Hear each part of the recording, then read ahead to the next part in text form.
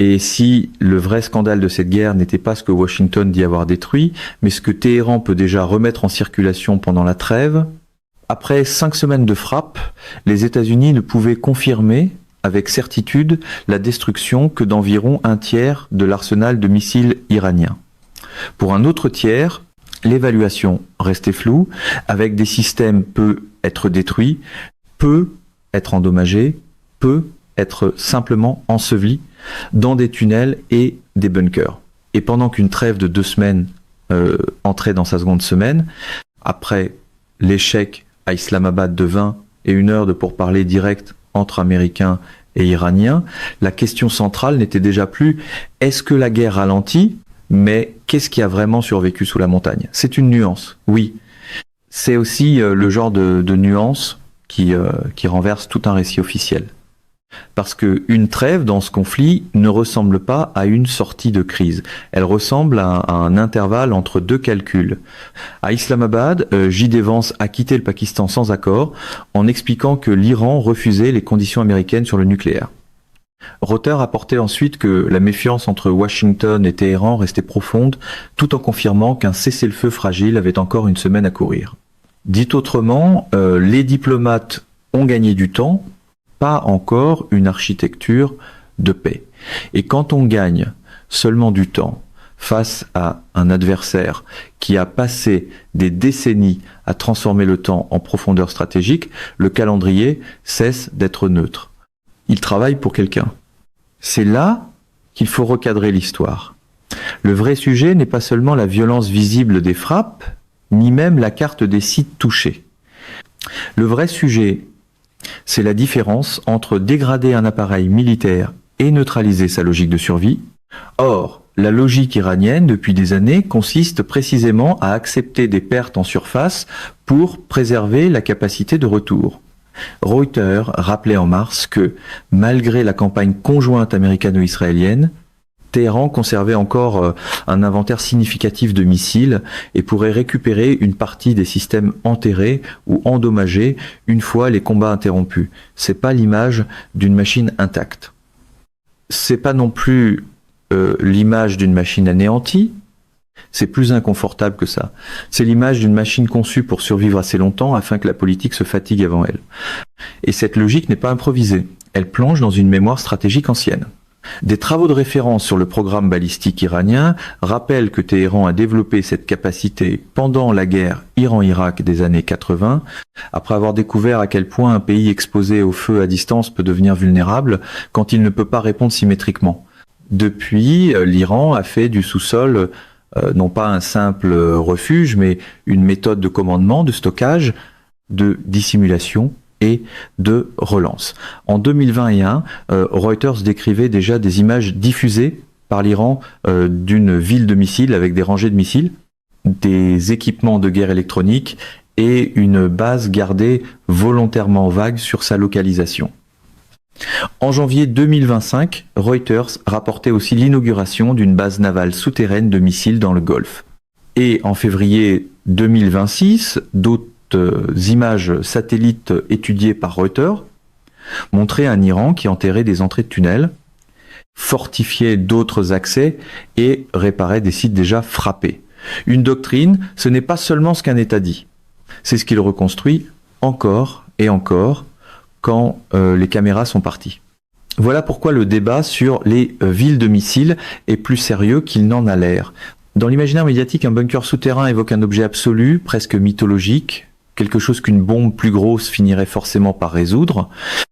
Dans la réalité, une installation enterrée est un problème de physique, de logistique, d'accès, de respiration, de ravitaillement, de circulation, de profondeur et de redondance. On peut frapper une entrée, couper une route, rendre un site momentanément inutilisable, compliquer les sorties, forcer la dispersion, on peut beaucoup. Mais entre empêcher un lancement demain et abolir durablement la capacité de lancement, il y a un fossé que seuls les communiqués traversent d'un bond.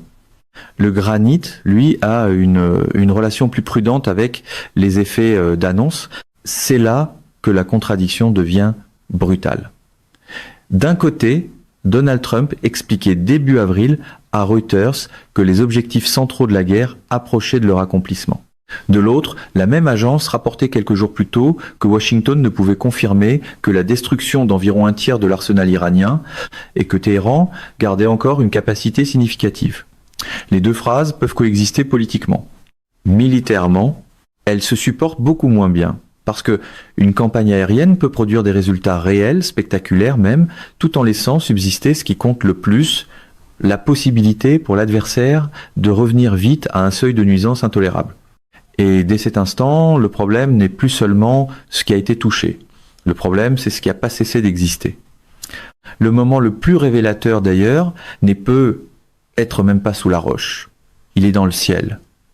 Le 3 avril, un F-Z américain a été abattu au-dessus de l'Iran et Reuters a ensuite raconté l'exfiltration périlleuse du second membre d'équipage, blessé, caché dans une crevasse, authentifié à distance pour éviter un piège, puis récupéré à l'issue d'une opération où la CIA a mené une campagne de tromperie pendant que l'armée américaine brouillait, bombardé des axes d'approche et improvisé sous contrainte. 2 MC, un 3-0 tombé en panne au sol, ont dû être détruits sur place avec 4 hélicoptères supplémentaires pour ne pas laisser de technologie sensible derrière eux. 2 Black Hawk avaient déjà été touchés par des tirs iraniens lors des recherches initiales. Et dans un autre incident, un Adik s'est écrasé au Koweït après que son pilote s'est éjecté. La supériorité aérienne totale existe très bien dans les éléments de langage. Dans la vraie vie, elle demande souvent qu'on vienne vous chercher de nuit avec beaucoup plus de moyens que prévu. Attention, cela ne signifie pas que l'Iran domine le ciel. Ce serait l'exagération inverse, tout aussi paresseuse.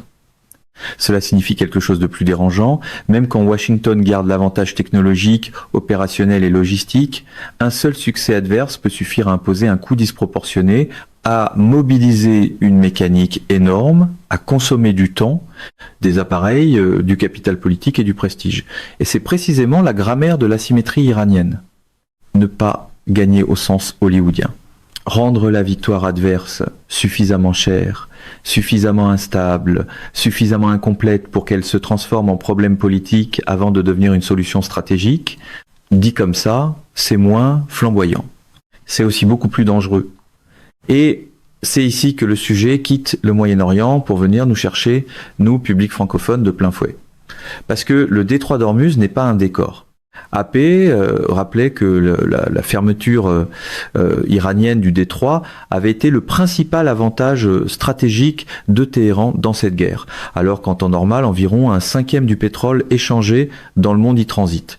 La guerre a déjà secoué les marchés mondiaux, fait grimper les prix de l'énergie et ravivé aux États-Unis un débat politique féroce sur le coût humain, militaire et économique de l'opération.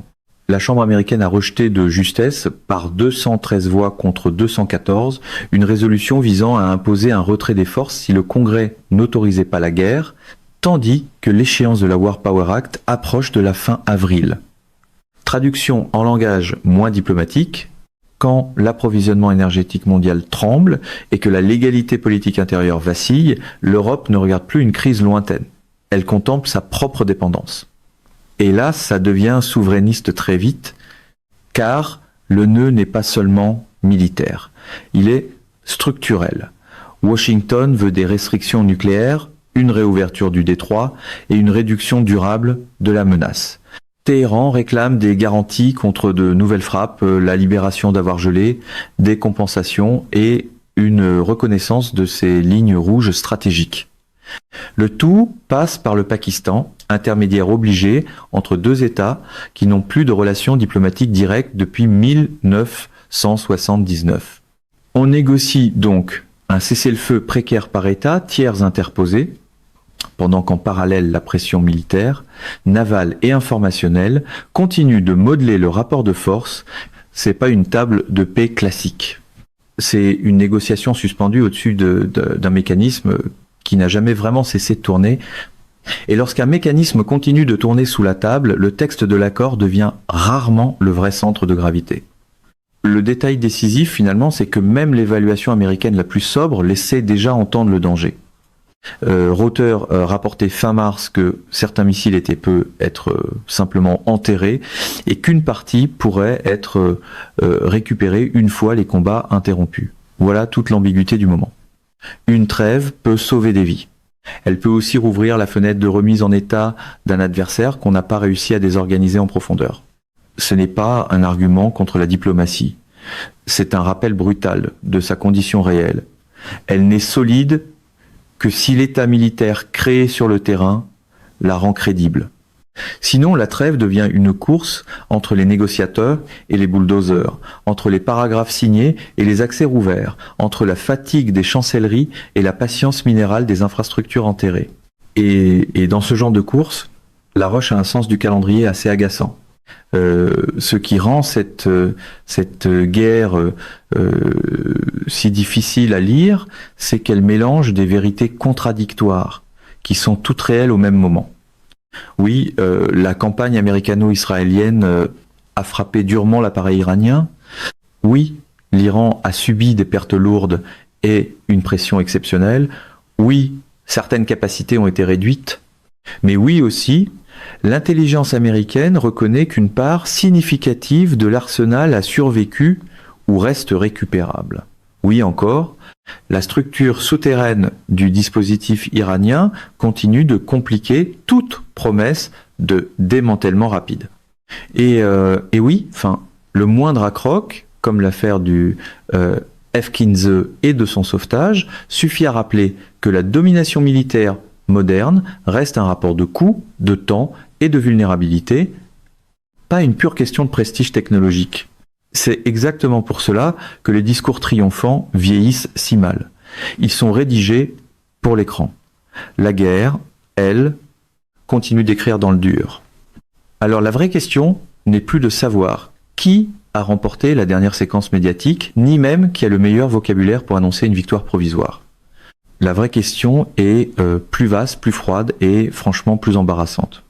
Une campagne aérienne, aussi intense soit-elle, peut-elle imposer un résultat politique durable à un État qui a organisé depuis des décennies sa stratégie autour de la survie souterraine, de l'asymétrie des coûts et de la possibilité de reconstituer sa capacité au moment exact où l'adversaire veut passer de la guerre à la négociation? Parce que si la réponse est non, alors le problème n'est pas seulement l'Iran, ni Trump, ni la prochaine réunion à Islamabad. Le problème, c'est qu'une grande partie de l'ordre stratégique contemporain repose sur l'idée qu'on peut bombarder la complexité jusqu'à la rendre gouvernable. Et ça, pour l'instant, personne ne l'a vraiment démontré. Dites-moi en commentaire ce que vous voyez venir avant la fin de cette trêve, un accord réel, une pause plus longue, ou simplement une guerre qui change de rythme sans jamais changer de nature.